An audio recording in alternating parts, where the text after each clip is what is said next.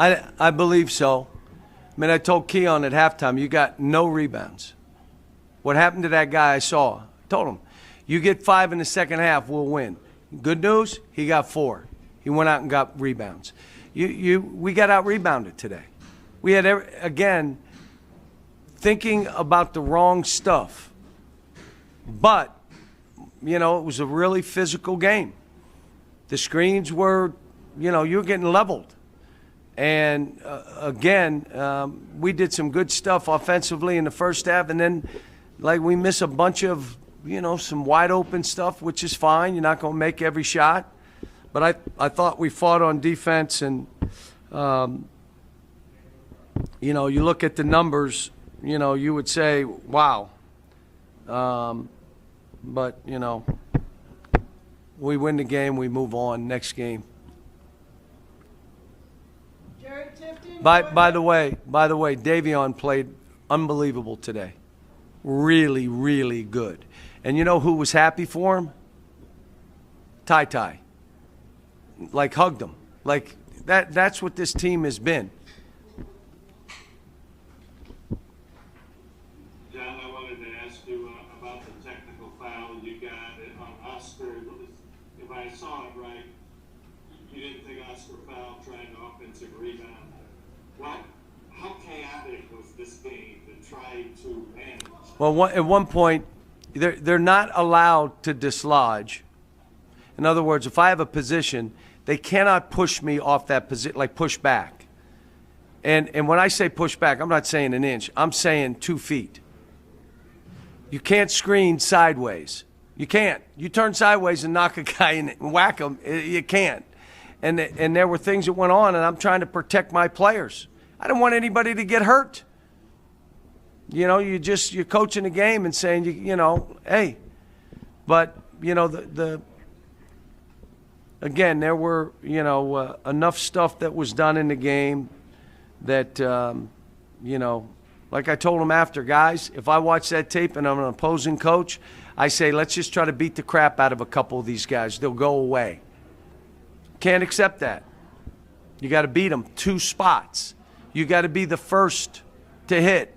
You got to be quick coming off screens. You can't be late so the guy can physically move a foot and knock you down. You can't. You got to be body to body so that becomes so obvious a foul, they got to call it.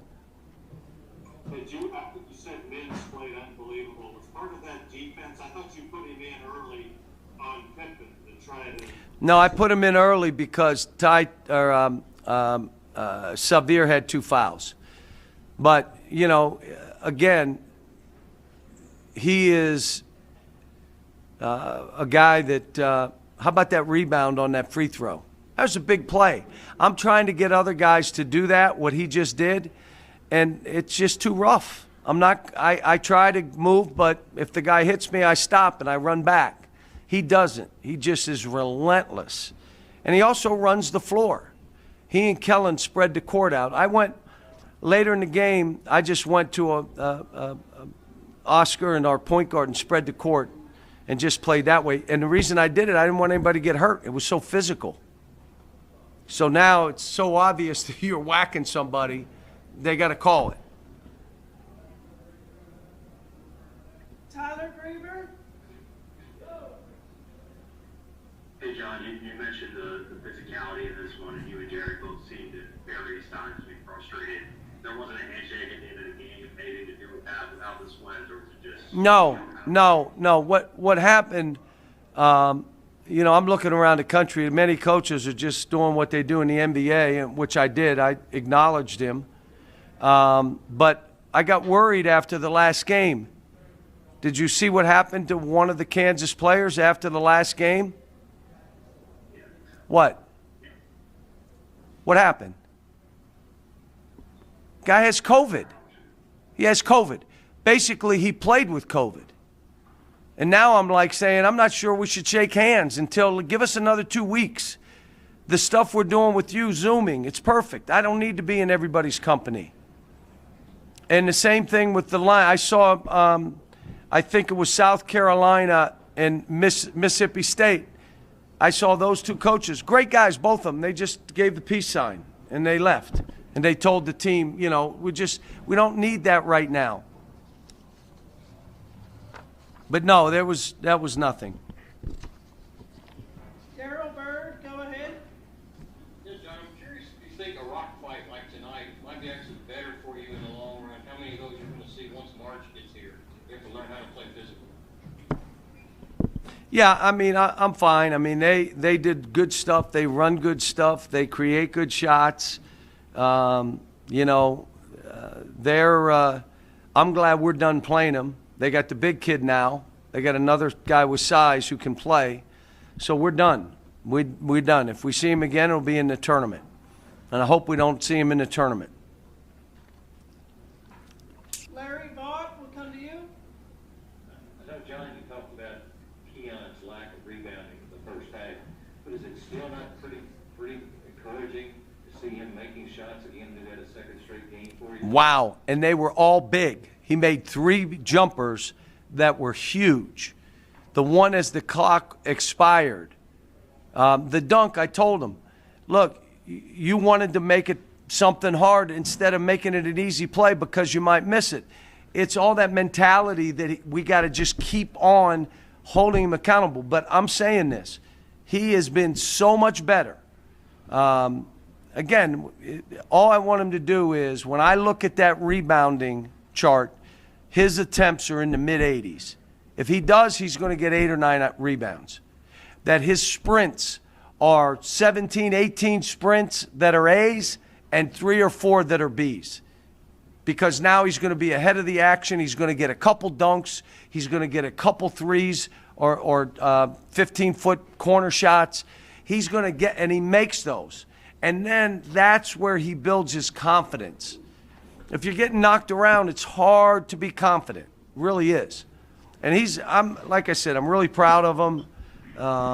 You know, like I said prior to the game, don't try to live up. I don't want you to have the weight of the world on you again.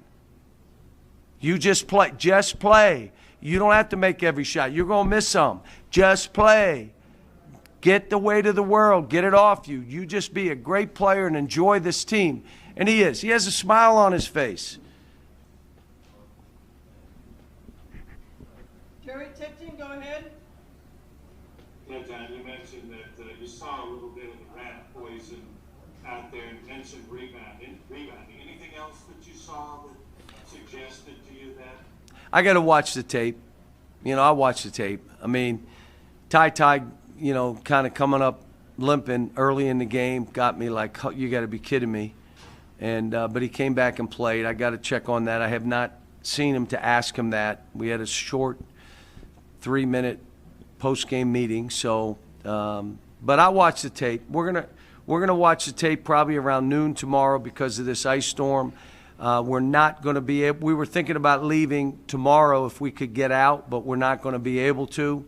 We're hoping that the ice will subside and we can get out on Friday, but we may not be able to get out on Friday. You know, we're just going to follow the weather, but we're not going to put ourselves in any kind of tough position traveling-wise. And how good Scottie Pippen both times has put up a lot of points. What makes him so effective? Well, he's good with the ball. He's crafty. He's good in pick and rolls. He plays great against us. I mean, he always has. Every game I've coached against him, the kid probably averages 30 against us. He wished he played us 5 times a year. John Hale, coming back to you. John, that stretch right after Oscar got the 4th foul, Lance came in and he got a total blocks and offensive rebound. How much is going against Oscar every day in practice to help Lance get to what he's doing? Well, let me tell you what's helping Lance. He now has become one of the guys that's in the gym, living in the gym. He's one of those guys now. And so he's building his own confidence. It's not how much I play him. When he gets minutes, he's confident he's going to play well. And so he's out there playing well. Rebounding, he fights, he talks, he's smart. He's one of the smartest basketball players we have.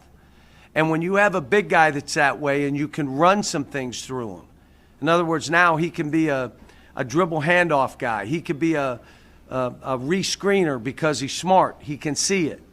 And he's complementary. He complements Oscar, how Oscar plays when he needs to go in. But I put him in. He only had 3 fouls. My staff said we had 4. So then it was like, I think he only has 3. But he had 3 when I sat him down. He did not have 4. He had 3. Got his 4th later. So we had a little screw up that we got to square away because you can't have that in these games.